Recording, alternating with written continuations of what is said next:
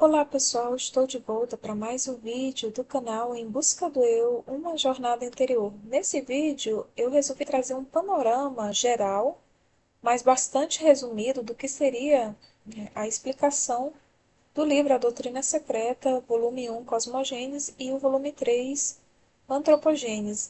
Aqui é um panorama geral para a gente pelo menos ter um quadro do que esses dois livros explicam, o que a doutrina explica, né? A doutrina secreta.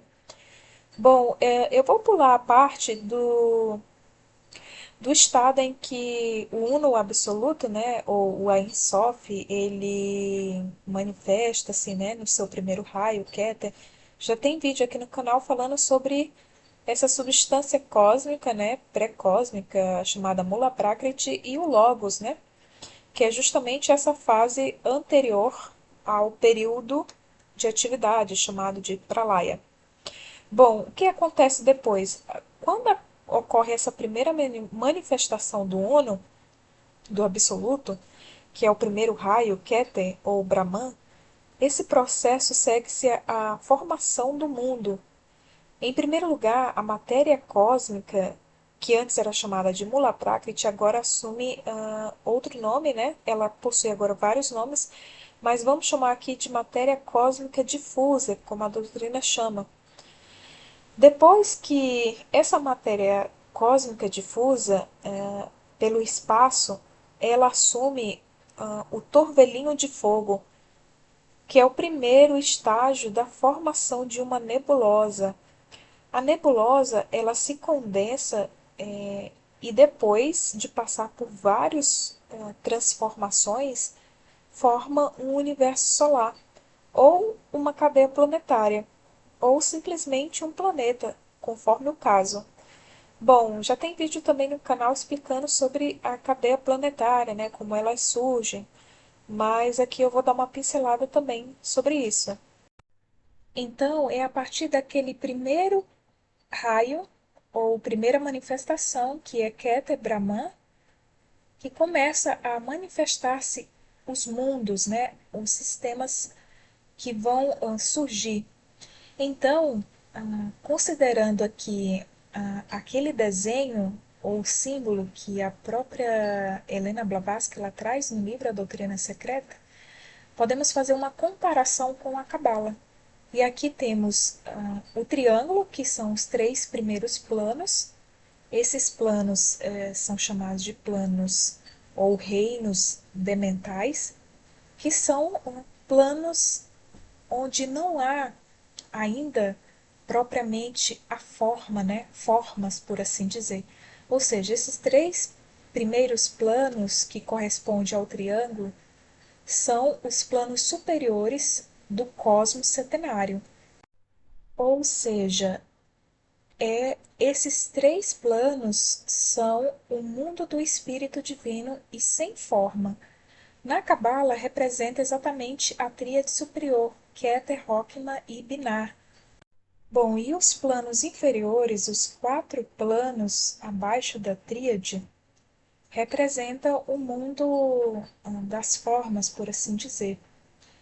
Bom, a Helena Blavatsky ela faz essa correlação entre os dois sistemas, o oriental e da Cabala. Essa Cabala aqui subentende-se que é uma Cabala mais antiga, mais arcaica, por assim dizer.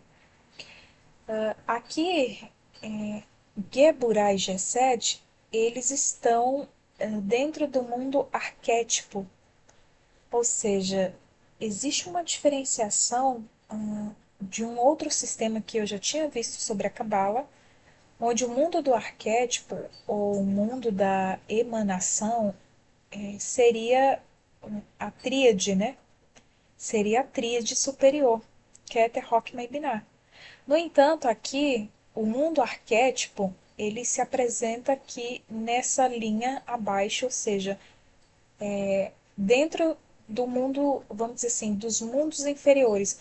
Inferiores não no sentido de algo ruim, mas no sentido de formação, né? Então, o livro fala o seguinte, que esse mundo do arquétipo, a palavra arquétipo aqui não deve tornar-se no sentido de que davam os platônicos, isto é o mundo tal como existia na mente da divindade. Mas essa palavra arquétipo aqui é no sentido de um mundo feito como primeiro, como um primeiro modelo para ser seguido e melhorado pelos mundos que lhe sucedessem, né, fisicamente, embora decrescentes em pureza. E logo abaixo temos o segundo plano, que é o mundo intelectual ou criador, onde a gente encontra ali Tiferet, né, nessa linha dos globos B e F. E nota-se que Rod e Netzach, eles estão praticamente fazendo parte também desse mundo criativo.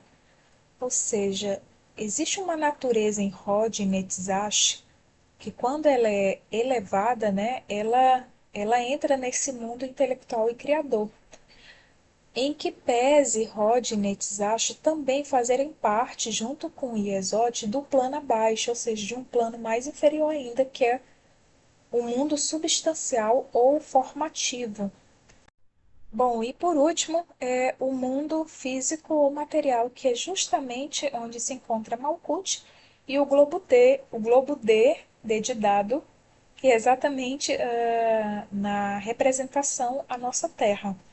Bom, uma breve explicação do que o livro fala sobre esses globos, né, do globo A até o globo G. Cada ronda, ou seja, cada globo desse, no arco descendente, é uma repetição de maneira mais concreta da ronda anterior.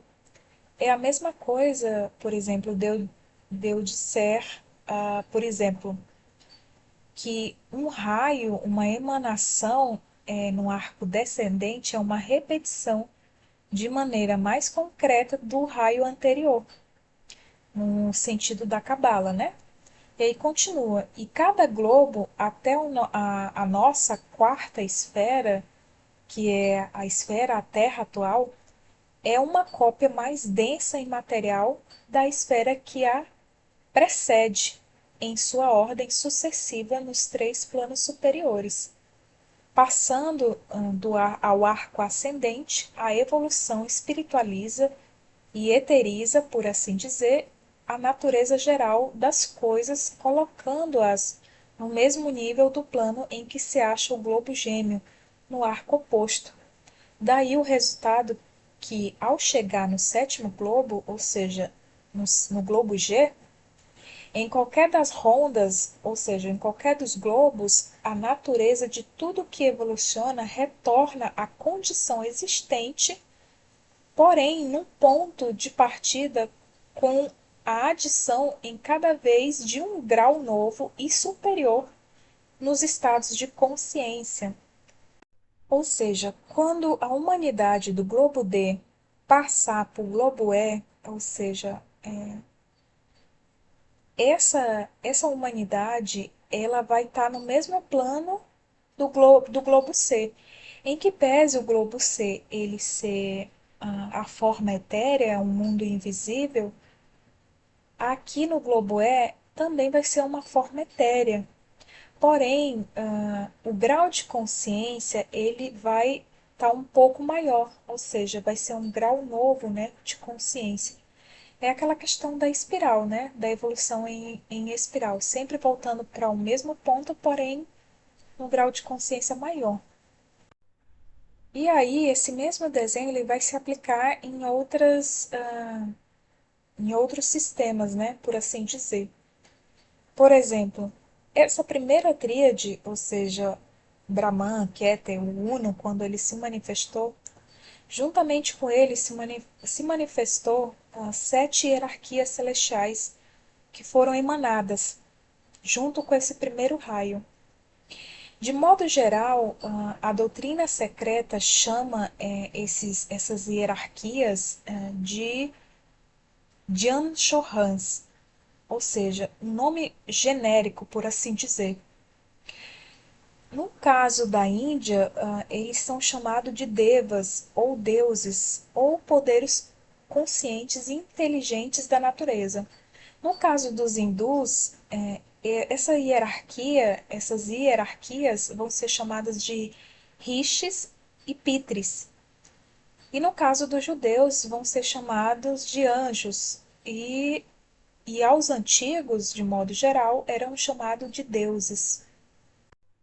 Ou seja, o livro fala que, com a diferenciação do germe no universo, que é a primeira manifestação, Keter ou Brahman, acontece também, essa primeira manifestação, ela representa a hierarquia setenária de poderes divinos conscientes, que são as manifestações ativas da suprema energia una.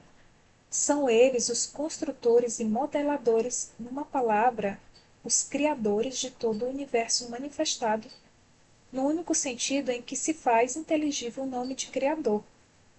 Ou seja, são eles que dão formas ao universo e também o dirigem.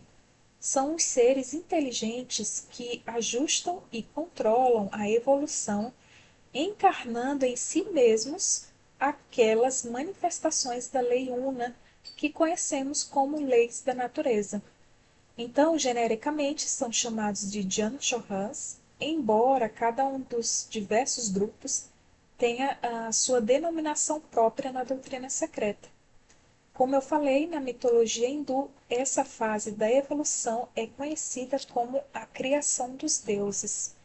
Bom, e aí a doutrina secreta, ela divide ainda mais, né? Existem subdivisões entre essas hierarquias, que no momento agora eu vou trazer as que eu pude identificar como as primordiais, por assim dizer, as primeiras.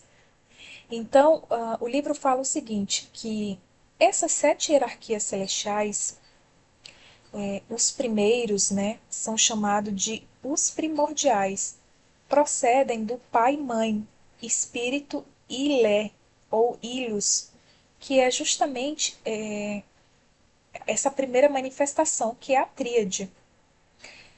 E a hierarquia que representa os seres celestiais dos planos aqui embaixo, que são os quatro planos inferiores, por assim dizer, são o quaternário manifestado e os sete precedentes unicamente da mãe, ou seja, esta última é a Virgem Mãe Imaculada que é encoberta e não fecundada pelo mistério universal, quando ela surge de seu estado de laia ou condição não diferenciada. E aí é claro que, ainda que exista essa subdivisão, por assim dizer, o livro fala que todos são um, mas os seus aspectos nos diferentes planos do ser são vários. Ou seja, os primordiais, eles procedem diretamente do primeiro raio, que é a primeira manifestação, que é Brahman. Por isso que fala que procedem do pai e mãe, espírito, ilé ou ilus, ao passo que o quaternário, ou seja, quando essa energia ela começa a desenvolver, ela desce de uma forma inconsciente, por assim dizer. Então, o quaternário e o sete procede unicamente da mãe. O que isso quer dizer? Que é a matéria mula prakriti, só que agora ela, em que pese ela ter outro nome, mas é a substância que, que é usada para formar os globos, a cadeia planetária, enfim, o ser humano, né? Os corpos do ser humano, daquilo que viria a ser o ser humano. Então, essa energia, ela procede somente da mãe, tanto é que fala que é a Virgem Mãe Imaculada, que não é fecundada pelo mistério universal. Bom, outro significado que consegui desprender sobre os quatro procederem somente da mãe é justamente porque as energias elas estão indiferenciadas, né? Ou seja, elas estão naquele estado ainda de início, né? Ou seja, a, a diferenciação pai e mãe ainda não aconteceu. Então, o que dá a entender é que quanto mais desce nos planos da existência, mais inconsciente é. Então, para que haja essa diferenciação, é justamente o retorno, né? É o caminho de volta, é a inteligência, a sabedoria, o entendimento para que surja exatamente o aspecto da mente, né? Que é o aspecto da inteligência, consciência, mental, né?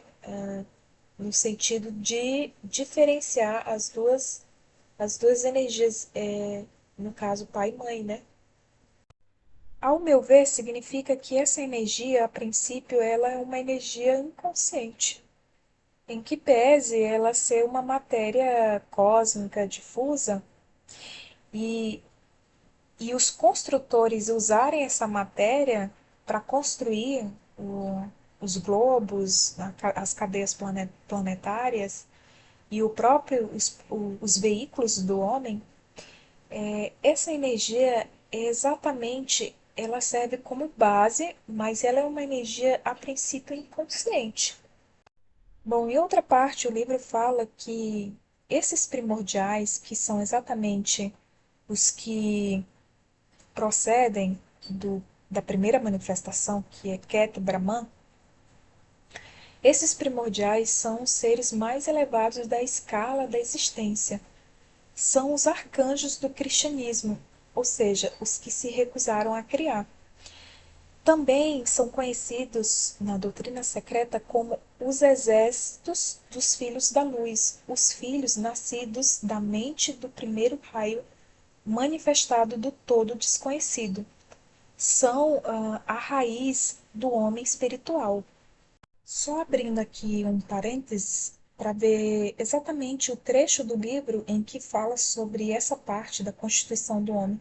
Diz o seguinte: o homem não é, nem poderia ser, o produto completo do Senhor Deus, mas é o filho dos Elohim, tão arbitrariamente transpostos para o número singular e o gênero masculino.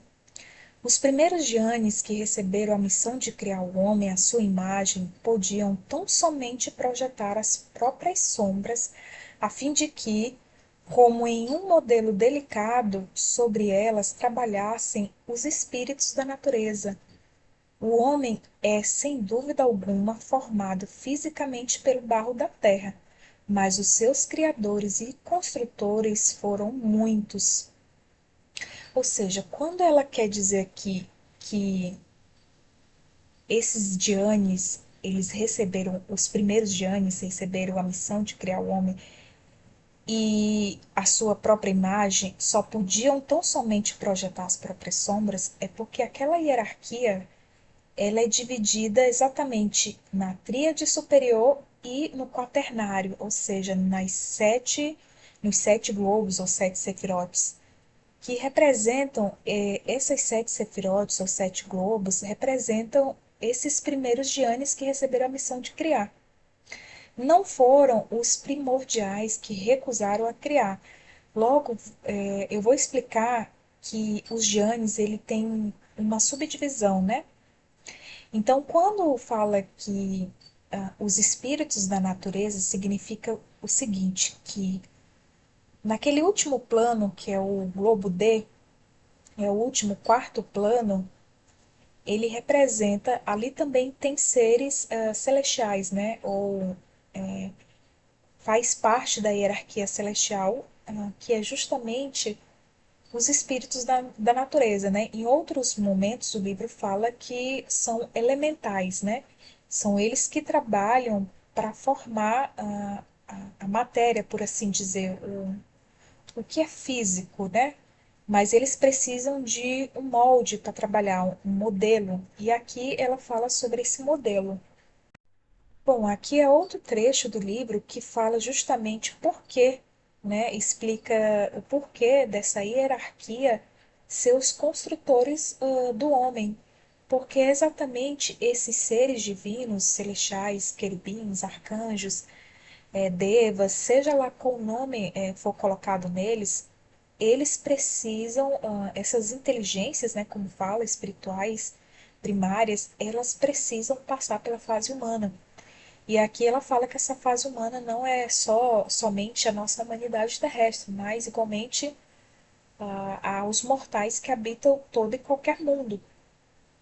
Então, por isso a explicação desses seres, né, sendo os próprios progenitores, né, ou encarnando em si mesmo, né, para que aconteça essa a forma humana, né, a humanidade em si, o homem, sendo que a natureza divina do homem é justamente esses veículos, essas inteligências espirituais primárias no seu estado mais elevado, por assim dizer, né? Bom, o que a Helena Blavatsky quis dizer no livro quando os primeiros Giannis que receberam a ordem para criar só podiam dar as próprias sombras está nessa explicação agora. Bom, essas sete hierarquias de seres celestiais, inteligências, enfim, querubins, arcanjos, seja lá qual nome for, nos livros esotéricos hindus, essas sete classes ou sete hierarquias são chamadas de pitris, né, como já foi falado.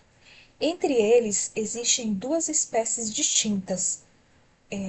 Uma espécie é chamada de Agnishvata, não sei se é assim que se pronuncia, e a outra espécie é chamada de Basrishad.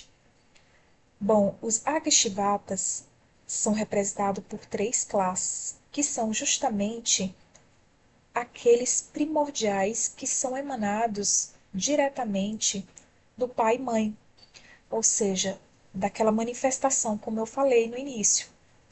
Já as quatro classes, que são as classes inferiores, não no sentido de infernal, mas no sentido de que essas classes são justamente as que entram no mundo das formas, que começa a formação, mesmo que seja etérea, são os Barrishad, né? Basrishad. E são esses Barrishad que são os progenitores do molde astral do homem. Bom, a explicação sobre essa distinção dessas duas classes se encontra no próprio livro. E aí o livro fala o seguinte, que os Agnishvata, eles estão vazios de fogo. Tudo aqui vai ser um sentido simbólico, mas sempre tem um significado a mais, né? Tem um significado profundo. E fala que os Agnishvatas, ou seja, as três classes superiores, elas estavam vazias de fogo, isto é, da paixão criadora por serem demasiados divinos e puros. Inclusive, existe uma alegoria que conta que os filhos de Brahman, a sua primeira progênie, não tinham desejos nem paixões, porque eles estavam inspirados por sabedoria santa, afastados do universo, e não desejavam progênie. É também o que significa as palavras não queriam criar.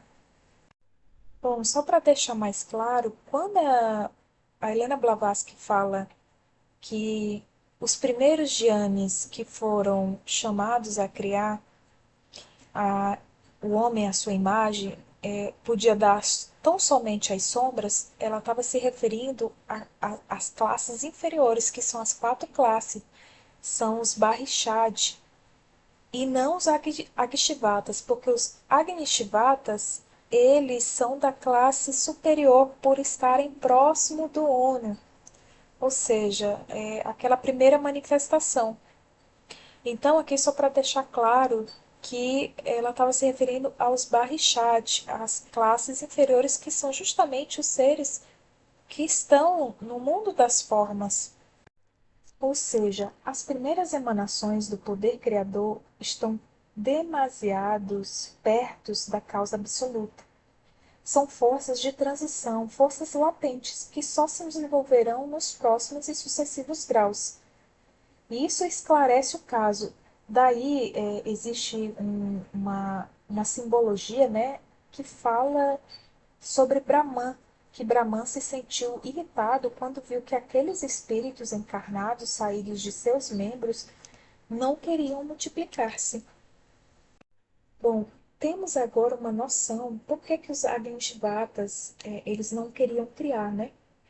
Porque eles eram desprovidos do fogo criador mais grosseiro e, portanto, inaptos para criar, por não terem duplo ou corpo astral a projetar, pois eles careciam de forma, ou seja, os Agnishivata, as três classes superiores, por assim dizer, por estarem tão demasiadamente próximas do absoluto, do uno, é, é uma classe incorpórea, ou seja, não tem forma. São apresentados nas alegorias esotéricas como ioges kumaras, ou seja, jovens castos, que se rebelaram. Também são chamados de asuras, que se opunham aos deuses e lutam contra eles e etc. Mas o que é mais interessante é que somente eles, os Agnishivatas, ou seja, essa hierarquia celestial superior dessas três classes que procediam diretamente do pai e mãe, só eles poderiam completar o homem, isto é, formá-lo um ser autoconsciente, quase divino, um Deus na Terra. Ao passo que os Basrishad, sendo espíritos lunares mais estreitamente relacionados com a Terra, ou seja, por estarem mais próximos, né, do mundo das formas, ou seja, foram os primeiros emanados também junto com a hierarquia, só que eles estão mais, eles desceram, né, eles estão mais próximos do mundo das formas, por assim dizer, então eles estão mais estritamente ou estreitamente relacionados com a Terra e se convertem nos Elohim criadores da forma, ou do Adão de barro. São exatamente os Barrixad que, embora de posse do fogo criador, eles careciam do elemento superior moático, ou seja, eles não tinham, vamos dizer assim, eles não estavam completos, eles não tinham exatamente a, desenvolvido a mente, né? Ou, vamos dizer assim, o aspecto mental do Criador, da mente universal. E aí fala que eles estavam situados ao mesmo nível dos princípios inferiores. Por isso que a Helena Blavatsky fala que os primeiros Gyanis que foram chamados a criar o homem à sua imagem só podiam dar as próprias sombras, porque era o que eles tinham. Eles não tinham os outros elementos, ou seja, eles não tinham desenvolvidos ou despertados os seus princípios superiores. Então fala que eles estavam situados ao mesmo nível dos princípios inferiores, os que precedem a matéria grosseira objetiva, e só podiam produzir o homem externo, ou mais propriamente o molde do homem físico, ou seja, o homem astral. Bom, em outra parte, o livro fala que essas três classes superiores também são os construtores primordiais, são o raio e emanação direta do primeiro, ou seja, do primeiro raio, né? São também considerados o quatro sagrado, a Tetrácteis, ou seja, o eternamente existente por si mesmo, eterno em essência, porém não em manifestação.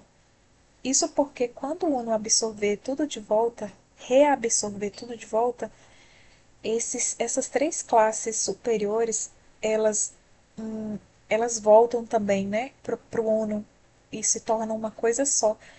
Por isso que elas não são eterna em manifestação, mas elas são distintas do Uno universal. Que quando o Uno absoluto ele está em estado de pralaya, essas três classes elas estão também ali latentes, né? Ou seja, elas estão latentes durante o pralaya, porém ativos durante uma avantara. Quando eu falei em outros vídeos que existiam, né, essa hierarquia e que havia os Pitris, né, que foram os antepassados lunares, que foram eles que exudaram a forma etérea, por assim dizer, né? Eles exudaram do próprio corpo deles a forma etérea que viria a ser o homem.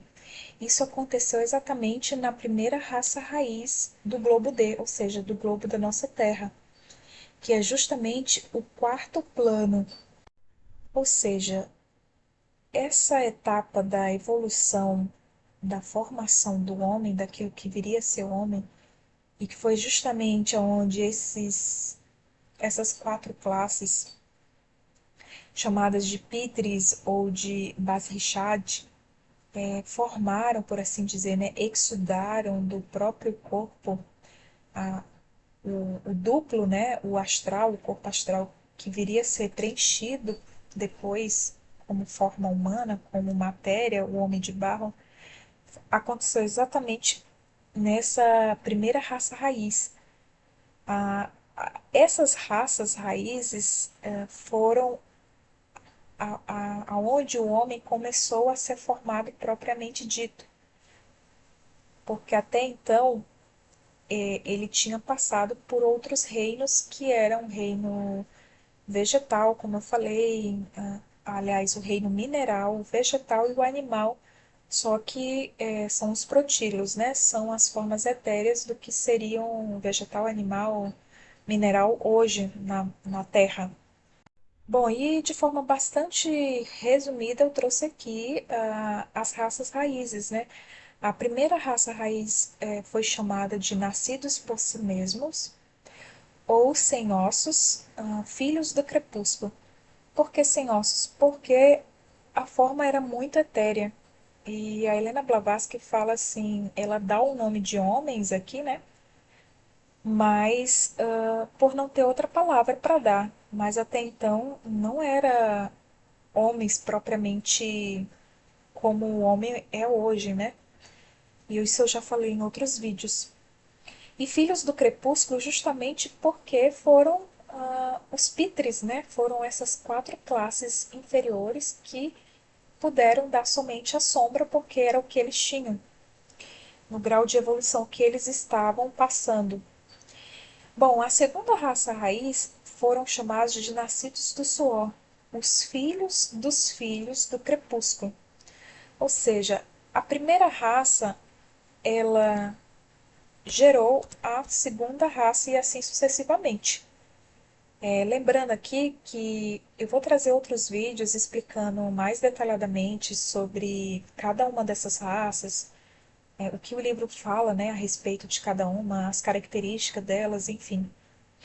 A terceira raça foram chamados de nascidos do ovo. E a quarta raça, raiz, foram chamados de Atlantes. E aí eu coloquei os lemurianos aqui entre a terceira e a quarta. Por quê?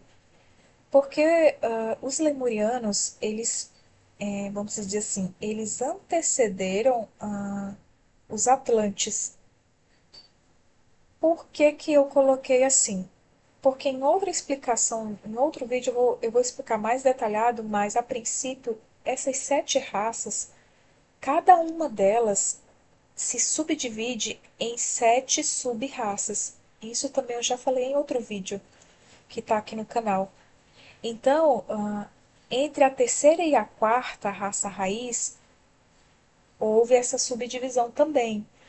Então, assim como a primeira raça raiz se subdivide em sete sub-raças, a segunda também, a terceira também e assim sucessivamente.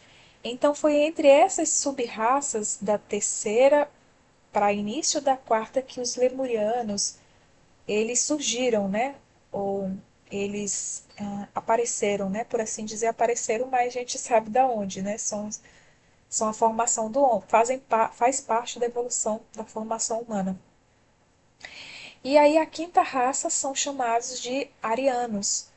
E aí, por enquanto, a gente termina aqui na quinta raça, porque a sexta e a sétima ainda não apareceram. E aí eu vou trazer outros vídeos explicando com mais detalhe, como já foi dito. E por último, eu trouxe aqui eu fiz essa associação. O livro ele não traz essa associação, mas eu fiz essa associação. Pode ser que daqui a um tempo eu mude esse modelo, mas a princípio eu vou deixar esse modelo aqui. Por que eu falo que eu posso mudar? Porque a gente evolui, a nossa mente ela expande, né? E é igual foi falado em relação ao espiral, né? A gente sempre volta no mesmo ponto, só que com um grau de consciência maior. Então, todo o conhecimento que eu exponho aqui, interpretações de livros, pode ser que daqui um ano, 6 meses, até um mês, 2 meses, eu venha talvez expandir aquela interpretação ou dar outra interpretação, mas seguindo o sentido da primeira, né? Porém mais expandido, mais um grau de consciência um pouco maior. Então, eu coloquei aqui o Atman, né? Inclusive, esses princípios aqui são os 7 princípios, é a Constituição Centenária do Homem. Lembra que eu falei que essa mesma figura ela se apresenta, ela se associa a vários planos, a várias situações, que é justamente tudo que tem a ver, porque tudo está interligado, assim como em cima, assim é embaixo. Então aqui se aplica também. Inclusive, tem um vídeo aqui no canal que eu falo sobre a Constituição Centenária do Homem, é bastante interessante. Depois vocês dão uma olhadinha lá se vocês quiserem. Bom, eu coloquei o Atman como no primeiro plano, do plano superior, né, da tríade, o Budi como segundo, o Manas como terceiro, o Kamarupa, ou alma animal, que é o PAD, ou base da mente, eu coloquei ela aqui como no primeiro plano, só que talvez eu venha mudar isso, mas a princípio eu vou deixar assim. No plano segundo aqui dos planos inferiores, eu coloquei o prana ou vida, né, que é um dos corpos. Se você quiser aplicar isso aqui como corpos, os 7 corpos do homem também pode ser aplicado. No terceiro plano eu coloquei o duplo, ou o linga sharira, ou corpo astral, né? E no quarto plano eu coloquei o corpo físico, o Shitula Sharira, que é justamente o PAD, a base de todos os princípios. E aí eu falo no vídeo da Constituição Centenária do Homem, eu falo mais especificamente sobre esses princípios do qual o homem é constituído, e tem tudo a ver também com a formação do homem e dos planos de existência conforme o espírito vai descendo, né? E lá nesse vídeo eu falo também sobre o que é mônada, né? Tanto que a gente escuta falar o que é mônada. Aliás, o que é mônada, né? É o Atma, é o Budi, é o Manas, é o Kamarupa, enfim. Lá eu explico com mais detalhe. Então, pessoal, era isso, a princípio era isso. Isso aqui é um resumo, bem resumido mesmo, porque o livro ele é cheio de detalhes, cheio de minúcias, como eu já tinha falado antes, mas para a gente ter um panorama geral do que o livro traz, enfim, da interpretação e tudo mais, dá para ter uma noção aqui, e aí conforme os outros vídeos vão entrando, a gente vai entendendo e vai compreendendo mais. Era isso, se vocês gostaram do vídeo, como sempre, deixe seu joinha, se não é inscrito, se inscreva, e nos vemos nos próximos vídeos. Até breve, tchau, tchau!